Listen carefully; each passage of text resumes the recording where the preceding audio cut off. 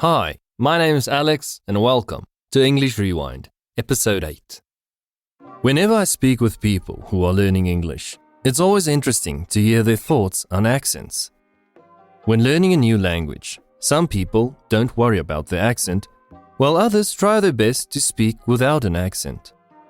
I've also noticed how that some countries find it easier to learn not only English, but also learning how to speak with an English accent. But the most interesting thing I've noticed is that people who read too much in the beginning and only study from textbooks have the thickest accents. When an accent is thick, it means that it doesn't sound like a standard English accent. So, a person might, for example, have a thick Spanish accent.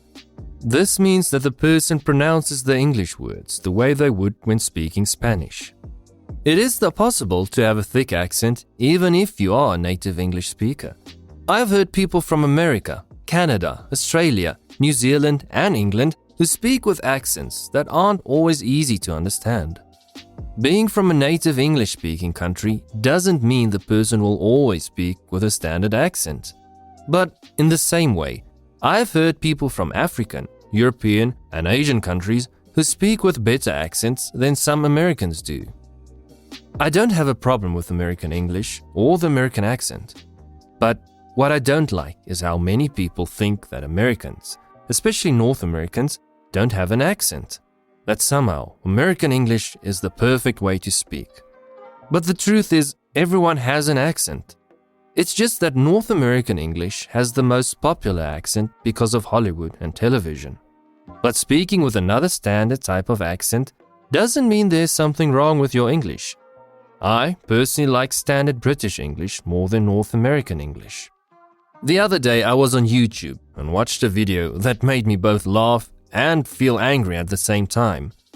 In this video, someone from America was explaining why South Africans weren't being hired by certain English teaching companies. He explained how that these companies don't want their students to be taught bad habits. By this, he meant to say that these companies believe that the South African accent isn't good enough. This made me laugh because the standard South African accent sounds almost like British English more than American English. But for some reason, when people hear Africa, they think that we South Africans can't speak proper English. But the truth is that I've heard people from other African countries, such as Zimbabwe, who speak with a better accent than some Americans or Canadians. As a country, South Africa has a long history of being under both Dutch and British control. We were a colony of both the Dutch and British before we became independent. That's why Afrikaans, which comes from the Dutch language, and English, which comes from the British, are two of our official languages. We also have 9 other languages, spoken mostly by our black South Africans. But even today, English is still the official business language of South Africa. Yet because of all these different languages and cultures in South Africa, people may think that we are just a stupid African country.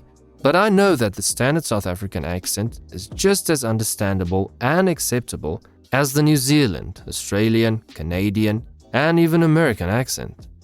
South African English comes from the British. That's why we don't sound like Americans. And because I speak both Afrikaans and English, my accent not only sounds somewhat like the British, but also like the Australian and New Zealand accent. The reason why people from Europe or Asia might think that South African English speakers are from England is because of how we pronounce words such as can't, rather, chance, better, later, water, girl, world. We don't say can't, rather, chance, better, later, water, girl, world. That's American English. But strangely enough, I've had English learners think I'm from America or Canada. I don't know why they thought that. Perhaps they think that anyone who speaks proper or native English needs to be American or Canadian. Generally, people who aren't that good at English yet don't know how a good accent sounds and how a bad accent sounds. When I talk about a good accent, I'm talking about an English accent that is very close to either standard American or standard British English. That's why someone with a thick Australian, New Zealand, Canadian, UK, or American accent would be considered to have a bad or weird accent. These types of accents can be difficult to understand, and many of the words are pronounced incorrectly or at least differently than standard American and British English. But getting back to my point, don't think that just because someone is from England or America that they have a good accent.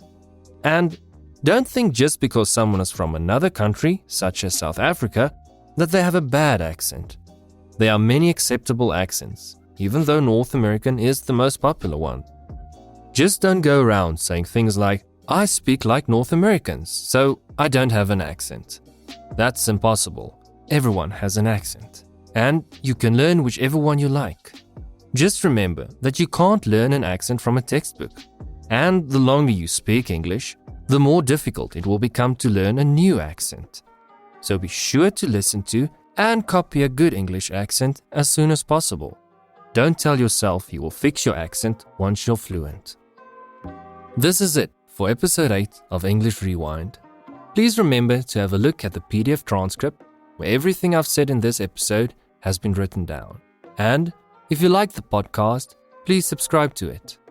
Until next time, cheers!